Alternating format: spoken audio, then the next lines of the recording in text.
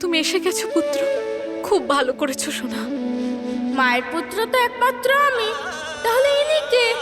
পুত্র, তুমি একদম ঠিক সময় এসেছো। তোমার অনুজের উপহাস করেছেন দেবরাজ ইন্দ্র। উনি প্রত্যেকের সামনে বললেন যে ও দেবত্বের যোগ্য নয়। আমি তো শুধু এইটুকুই চেয়েছিলাম ও যেন সুরক্ষিত থাকে, তাতে আবার কেউ পাশে দাঁড়ায়নি। আমার প্রস্তাব অস্বীকার করেছে। মাতার নেত্র থেকে অশ্রুধারা বয়ে যাচ্ছে। কত দুঃখে আছেন উনি।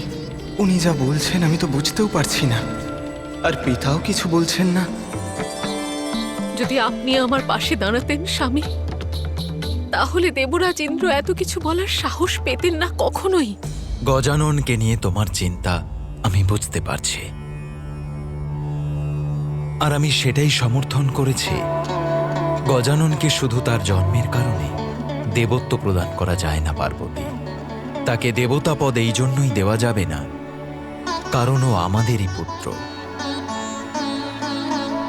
উমা, যোগ্যতা যে প্রদীপের শিখার মতো, তার প্রকাশ দিয়েই গহীন অন্ধকারকে আলোকিত করে তোলে। তার মার্গ সে নিজেই প্রতিষ্ঠিত করে। তার কর্ম আর যোগ্যতা দিয়েই গজাননকে এই সংসারে তার স্থান করে নিতে হবে, আর এটাই যে উচিত পার্বতী। ঠিক বলেছেন স্বামী, সবটাই ঠিক বলেছেন।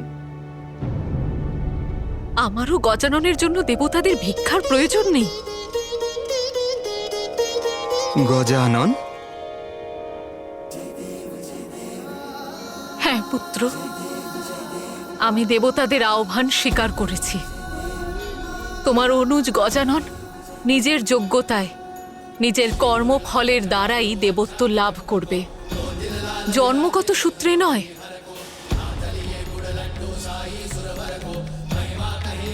আমি করে তুলব ওকে দেবতা।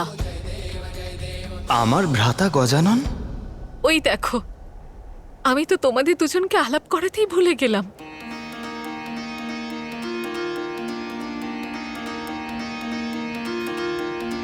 পুত্র গজানন, ও হলো কার্তিক, তোমার বড় দাদা। আর পুত্র কার্তিক, এই হলো তোমার ভাই গজানন। তাহলে এ আমার ভ্রাতা? তুমি আমার বড়, তাই না? তুমি আমার বড় দাদা, ঠিক তো? হ্যাঁ। দাদা! ও আমার দিকে কেন দৌড়ে আসছে? দাদা, আমি তোমার একমাত্র ছোট ভাই। আরে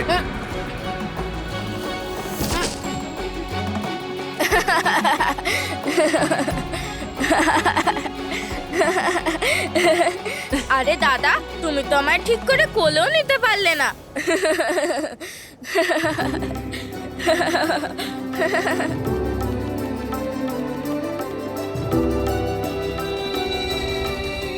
আচ্ছা, কোনো ব্যাপার না দাদা, তুমি আমায় কোলে তুলতে পারোনি, কিন্তু নিশ্চয়ই কাঁধে বসাতে পারবে, তাই না? আরে এ কি করছো?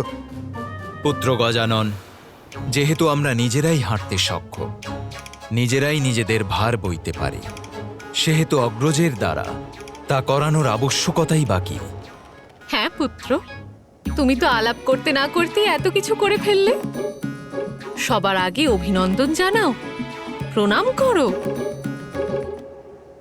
প্রণাম বড় দাদা।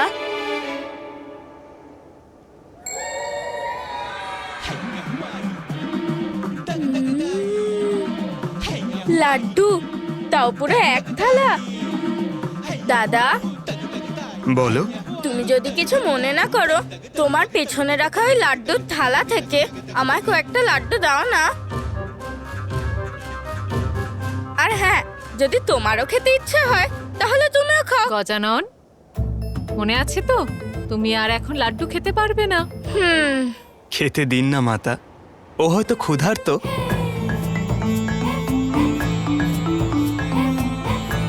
কি হয়েছে মাতা, আপনি এভাবে তাকিয়ে আছেন কেন? মা, তুমি আমায় এইভাবে কেন দেখছো? কি হয়েছে? কিচ্ছু না পুত্র, সেরকম কিচ্ছু না। মাতার মন তো দেখছি গজাননের ওপরেই রয়েছে। আমার কথার উত্তর দিলেন না, কিন্তু ও যখন কোনো প্রশ্ন করছে তার উত্তর ঠিক দিচ্ছে। পুত্র কার্তিক, আমার কিছু কাজ আছে। এই সময়টা তুমি তোমার ভাই গজাননের খেয়াল রেখো।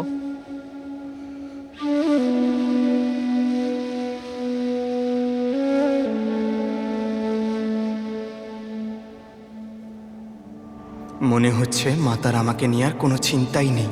আমি এত সময় পরে এখানে ফিরলাম, না উনি আমাকে কাছে ডাকলেন আর না আমার সঙ্গে কথা বললেন।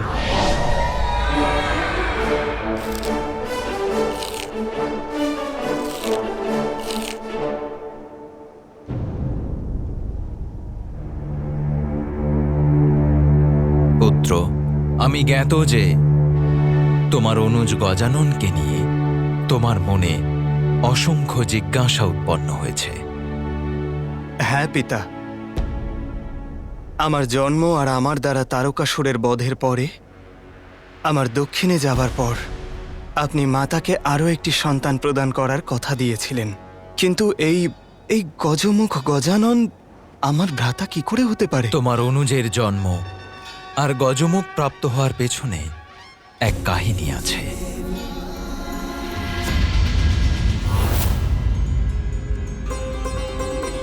শুধুমাত্র মাতা পার্বতী আর ভোলেনাথের পুত্র হওয়ার জন্য আমরা তাকে সেই পদ প্রদান করতে পারি যে পদের যোগ্যতা প্রমাণ করবার জন্য উনি এখনো কিচ্ছু করেননি। আর যা কিছু কৈলাসে হয়েছে সেটা ঠিক হয়নি। যা উচিত ছিল তা উচিত বলেছি, আর যা অনুচিত ছিল সেটা অনুচিত বলেছি। দেবত্ব প্রাপ্ত করা অত সহজ নয়, আর নাই দেবতা হয়ে দেবতাদের দায়িত্ব পালন করা। কোনো দিক বিবেচনা না করে কাউকে দেবত্ব প্রদান করা সর্বদা অনুচিত।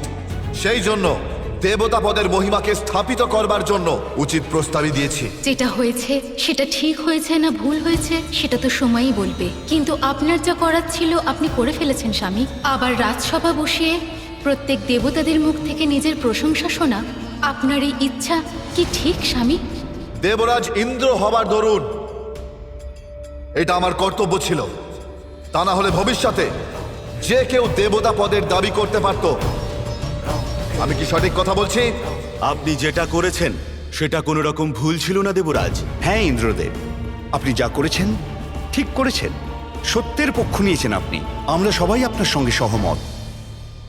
জগৎ জননীকে নিরাশ করা কোনোভাবে উচিত হবে না। দেবতাদের সাথে এই সৃষ্টির সমস্ত জীবদের সুরক্ষার জন্য যে নিজের গর্ভ থেকে সন্তান জন্ম দেওয়ার অধিকার হারিয়ে ফেলেছেন, আজ যখন তার পুত্রের সুরক্ষার কথা উঠল তখন আপনি ওনার প্রস্তাব অস্বীকার করলেন। আপনার এই কাজের জন্য আমি মাতার কাছে ক্ষমা চাইব স্বামী। তৃপ্তি করে খাবো আমি সুস্বাদু ভোজন। ওই বালক তো এতক্ষণে নিশ্চয় সিন্ধুরাকে বধ করেই ফেলেছে। এখন আমি হয়ে গেছি পাতাল লোকের রানী।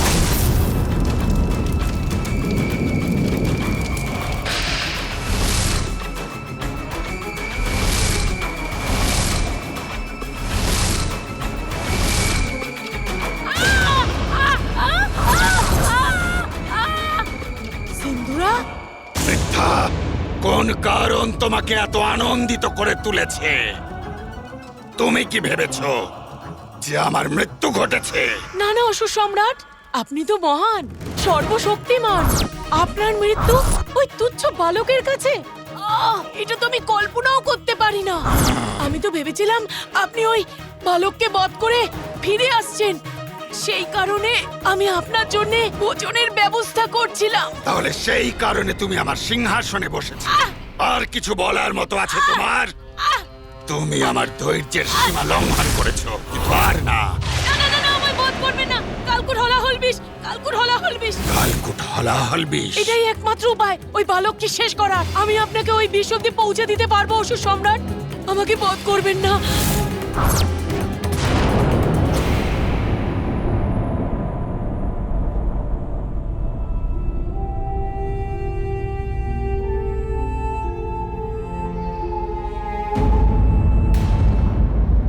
আমার পিছনে আমার ছায়া হয়ে কে আসছে?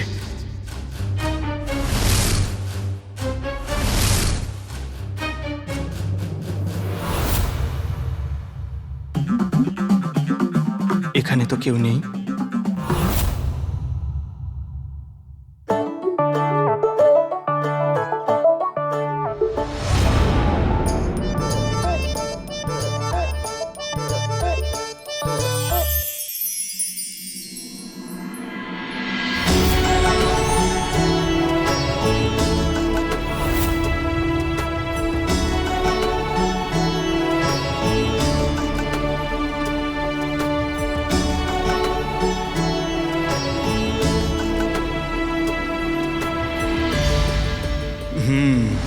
যাকে আমি দেখেছিলাম সে কক্ষে প্রবেশ করেছে।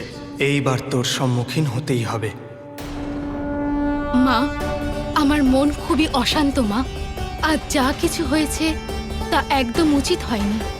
আমার স্বামী যা ভুল করেছেন তার জন্য ওনাকে ক্ষমা করবেন মা। আমি আপনার কাছে প্রার্থনা করছি।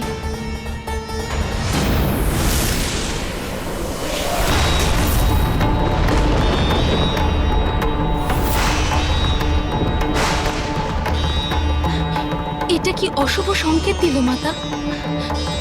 ওনার ত্রিশূল ওনার হাত থেকে পড়ে গেল, যার ফলে মাতার মন্দিরও কেঁপে উঠল, যেন দেবলোকে অশুভ শক্তির ছায়া নেমে আসছে। দয়া করুন মা, নিজের সন্তানের উপর দয়া করুন।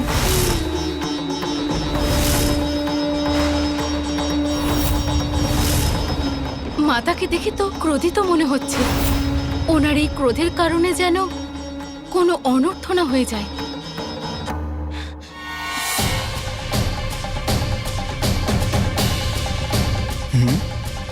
কেউ নেই, কিন্তু আমার যেন স্পষ্ট আভাস হলো যে কেউ যেন আমার পিছনে আছে। দাদা,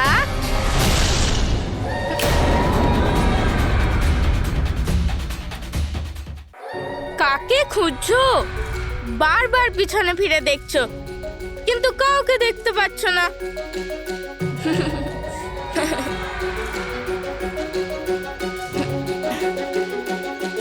আমি তো এখানে তোমার সামনে। তাহলে বলো না, তুমি কাকে খুঁজছো?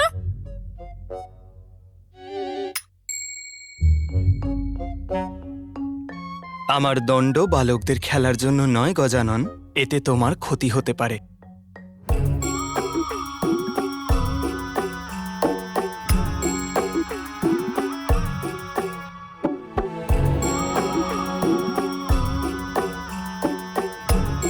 কি হয়েছে? এভাবে তাকিয়ে আছো কেন? আমি তোমার নাকটাকে দেখছিলাম দাদা। খুব ছোট, তাই না? আমার নাকের সামনে তো তোমার নাক খুবই ক্ষুদ্র, কিন্তু আমার নাকটা ভালো করে দেখো, কত লম্বা এবং সুন্দর। দাও। আরে, তুমি তো রাগ করে বসলে। এটা দেখে তোমার ঈর্ষা করার কোনো দরকার নেই। এটা তো যে যার নিজের ভাগ্য। এই নাসিকার সৌভাগ্য প্রাপ্ত করেছি আমি। আমি কেন ঈর্ষা করতে যাব, তাও আবার আমার ভ্রাতাকে? আর ঈর্ষা করার মতো কোনো কারণ থাকলে তবে তো ঈর্ষা করব। আমি আমার নাসিকা নিয়ে প্রসন্ন গজানন।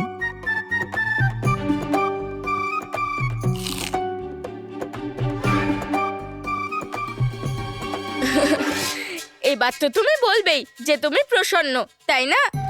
কারণ আমার মতো নাক তো তুমি কিছুতেই পাবে না। তোমার নাক তো খুব ছোট, কোনো ব্যাপার না। কিন্তু তোমার শরীর দেখে কি দুর্বল লাগছে। মনে হচ্ছে যেন তুমি ঠিক করে কিছুই খাও না। এমনটা কেন করো? সেই জন্যই তো তোমার মুখটাও ছোট। ওটার জন্যই কি? আমি যোদ্ধা, আর যোদ্ধার শরীর এরকমই হয় গজানন।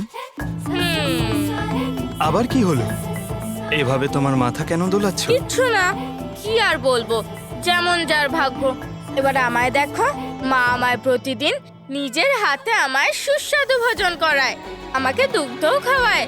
ওই জন্যই তো আমি কিন্তু তুমি তো এই সুখের থেকে বঞ্চিত।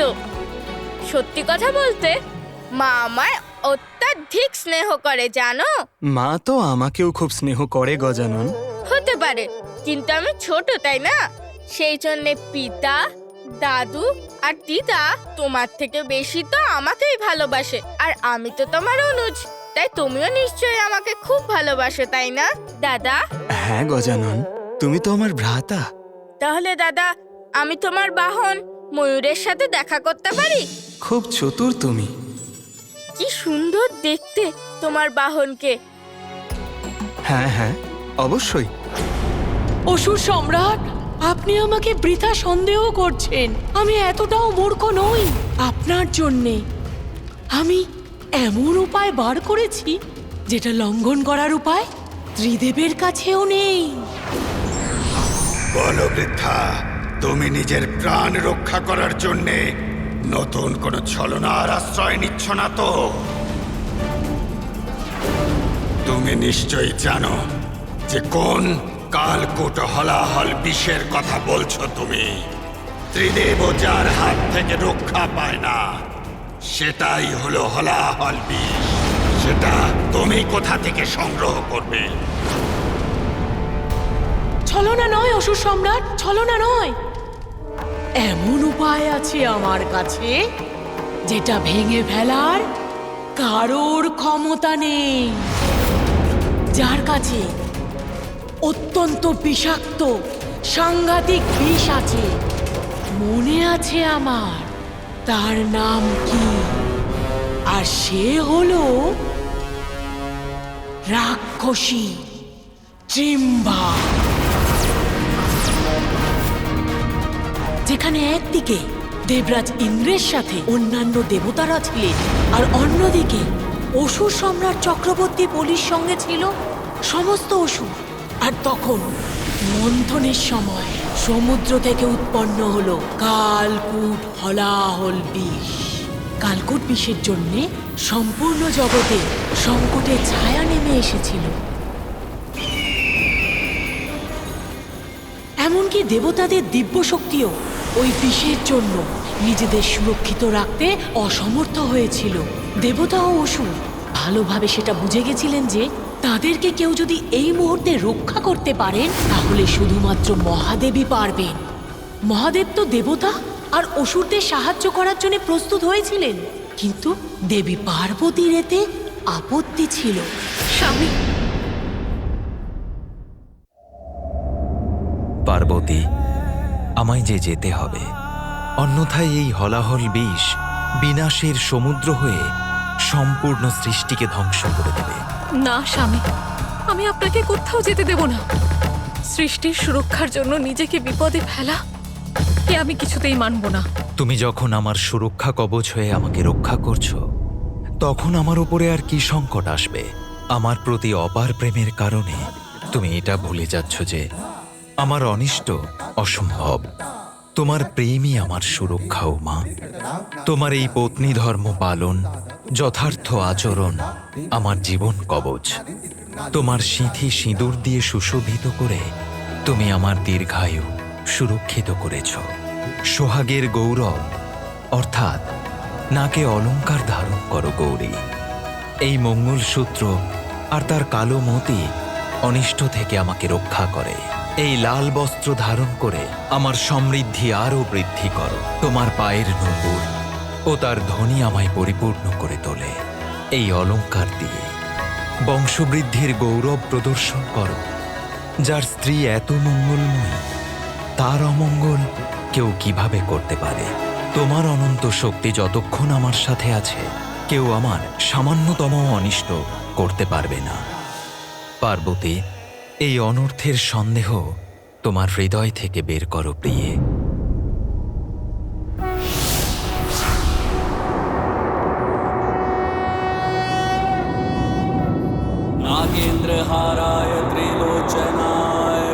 আর তারপর ওই সাংঘাতিক বিষ মহাদেব পান করলেন।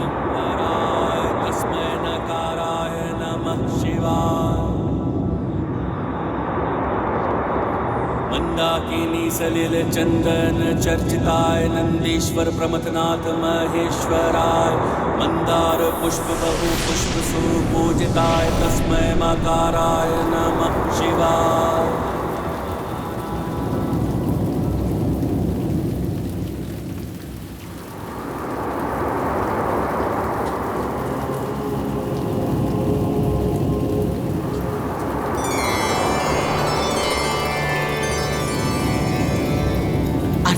দেবী পার্বতী মহাদেবের কণ্ঠে হাত রেখে ওই বিষকে ওখানেই আটকে দিলেন। স্বামী, সারা বিশ্বের সমস্ত কিছু তো আপনার মধ্যেই রয়েছে। সেই জন্য এই বিষ নিজের শরীরে আর প্রবাহিত হতে দেবেন না, নতুবা সম্পূর্ণ সৃষ্টি ধ্বংস হয়ে যাবে।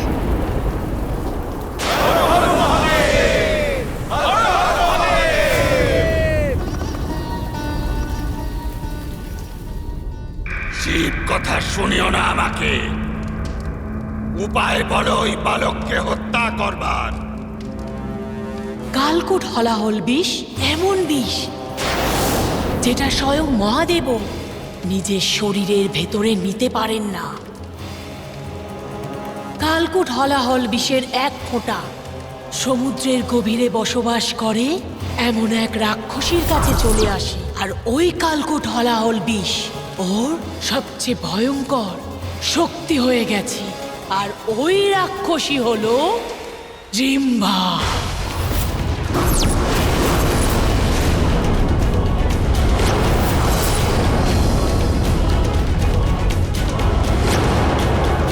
যে বিষ স্বয়ং মহাদেব গ্রহণ করতে পারেন না, তাতে তার পুত্রের কি হাল হবে?